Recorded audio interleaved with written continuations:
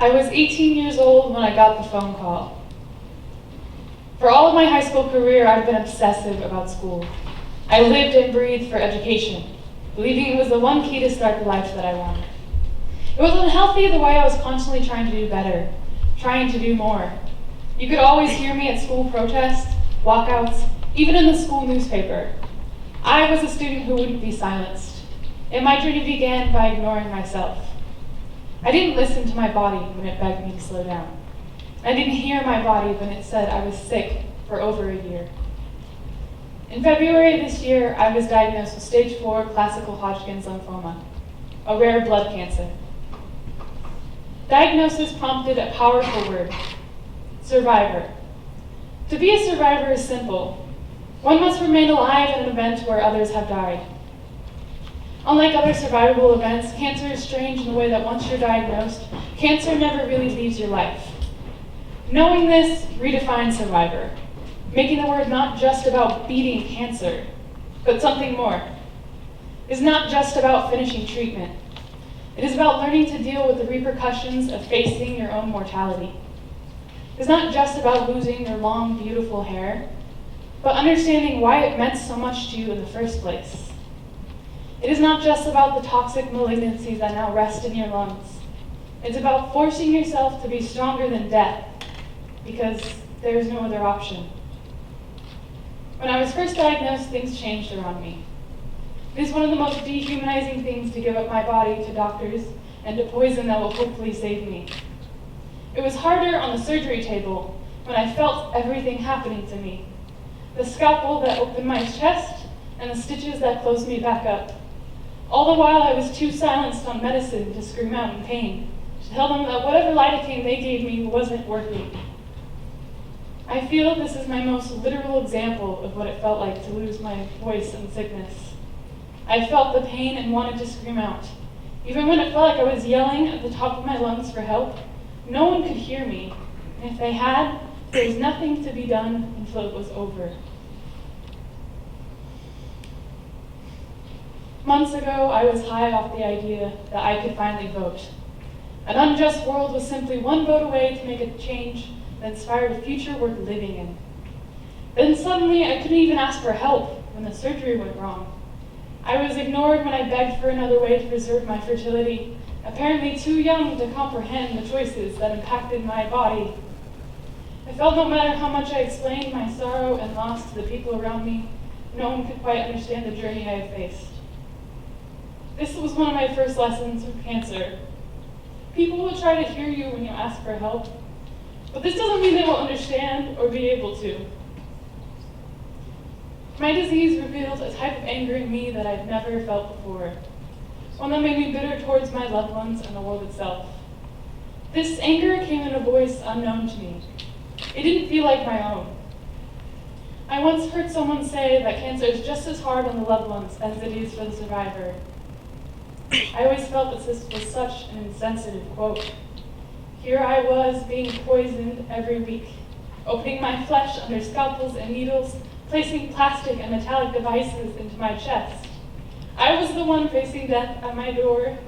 I was the one saying goodbye to long blonde hair, my good health, the ability to walk without losing my breath. It was me every night hoping I wouldn't feel nausea scraping at my belly. And it was me who felt myself lose hope, joy, and trust in the body that I used to love. Cancer is really hard. But then I saw my partner, my parents, my brothers cry. I cannot tell you how painful it was to tell my partner, who has lost a father to cancer, that I have the disease that robbed their family. It is hard seeing people you thought you knew pull themselves away from you, protecting themselves from the hardships you will endure. It is hard seeing your father sob, and it is hard hearing your family whisper to friends and loved ones that there is a chance you will not make it. And as much as I tried to deny it, it is also hard on the people who love me. At first, I was angry that my family was mourning me, angry that they were depressed over something they did not have to experience. I didn't realize this was me distancing myself from the idea that I caused them pain. I spent so much time pushing people away from my experience. I didn't understand that this was not just my fight, but that we shared a common enemy. I need my family. I need their wisdom and tough love. But it was hard to accept their sadness, and I interpreted it as something bad when all it did was reveal that they loved me. I used to be angry, but cancer taught me what it means to have someone care enough for you that they're afraid to lose you. It taught me to listen and to accept tough love, even if it comes out in ugly ways. After understanding my family's grief, mine came next. Disease unfortunately comes with a lot of self-hatred. The flesh you once called home eats you from the inside out. Treatment tears at your skin, making you look exhausted and weak. The burden of stress and toxic chemicals forces crabbiness and anger, emotions and actions once foreign to your softer nature. I wasn't ready to accept being a survivor, and I wasn't ready for everything cancer would take from me. Being a teenager often makes you feel like you're invincible.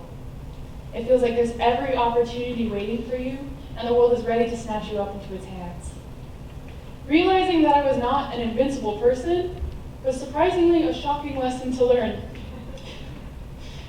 Accepting a broken body is hard when you've never known sickness, because youth is supposed to make you strong. Youth isn't supposed to come with disease, and the saddened looks from nurses as they said, "You're too young to be here," felt like breaking glass in my palm. Cancer steals a lot from you, and much of what gets stolen is a trust and belief in yourself. I don't think I can honestly say I've accepted having cancer. It has turned my world upside down, and it will never be the same. But I can say this: cancer is a part of my experience, and it will always have a monumental impact on how I value the life that I have now. It has defined my journey, but it has not defined me. I have grown insecure and bitter over my disease, but I have learned much more than I have lost. If I need to speak, I will not be silenced. If I am tired, I will rest. And if I am defeated, I will let others help me, even if all they can do is watch me unravel. But what have I really learned? Cancer and everything it entails is not my fault. It may sound strange to say that, but when you're sick and your world gets turned upside down and everyone is sad, it really does feel like it's your fault. But it is not. I will not be a victim to my disease because I am a survivor. I believe that this was the end of my voice, the end of my story. I'm proud to say it is not, and I can now wear this badge of survival. I'm still fighting cancer, but it is no longer fighting me. I survive. Thank you.